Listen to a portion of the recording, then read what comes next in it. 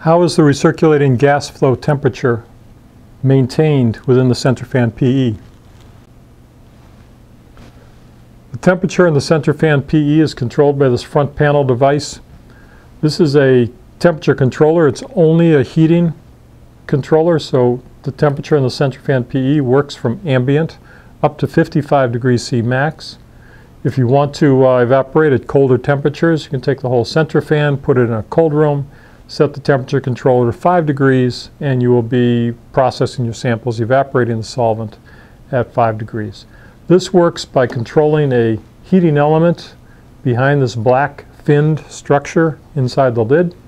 There's a temperature sensor here, and by driving the increase in the temperature of the heat sink, basically warms the gas flow that is recirculating inside and hits the set point. This will shut off the heater and basically servos at that point.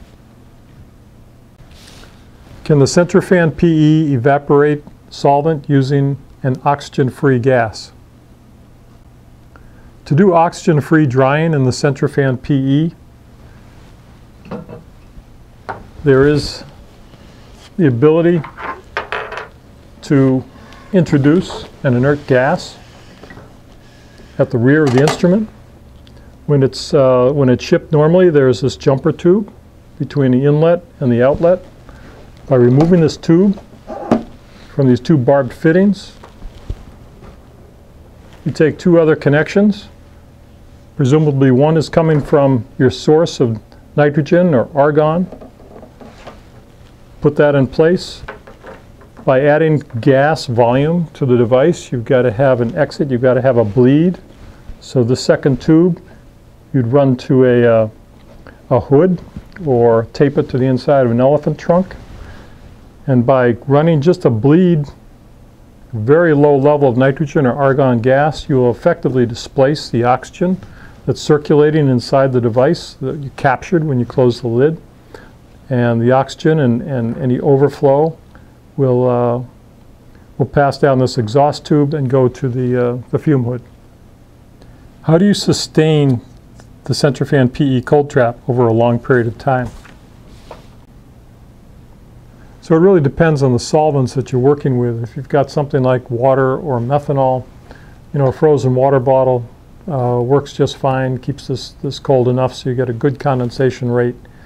If you've got a more volatile solvent like hexane or diethyl ether, you might want to consider switching to ethanol and dry ice, and that will create a much colder environment. Kick up the condensation rate with those low boiling solvents and return a drier gas to the Centrifan PE. By sending a drier gas back here, it's more able to pick up new solvent and bring it over to the condenser. You'll increase the drying rate. Finally, if you've got DMSO, DMF solvents, very high boiling solvents that are going to take a while to evaporate, potentially overnight, the recommendation would be to get perhaps a chilled coil driven from a mechanical chiller or a mechanical cold trap like you might buy from Conco, and replumb the units. Don't even use the glass cold trap, but go to a mechanical trap instead in order to deal with the very long, potentially overnight evaporation times of some of the highest boiling solvents. Is there a way to stop the Centrifan PE without operator involvement? There is a version of the Centrifan PE called the PE-T for timer.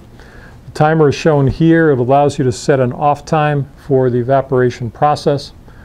That allows you to either stop short of 100% evaporation if you need to keep your solute partially in solution, or if you've got an overnight run or you're leaving it on a Friday night and you won't be back until Monday morning, you can set this up to shut itself off in 2 hours after you know the samples are dry and you're not continuing to run the instrument needlessly all weekend. What are the green chemistry attributes of the Centrifan PE? The self-generating blowdown technology used by the Centrifan PE allows us to reuse the gas that causes the evaporation in your sample containers. The gas recirculates. Probably 90% of the gas flow recirculates through the fan. 10% is set through the cold trap.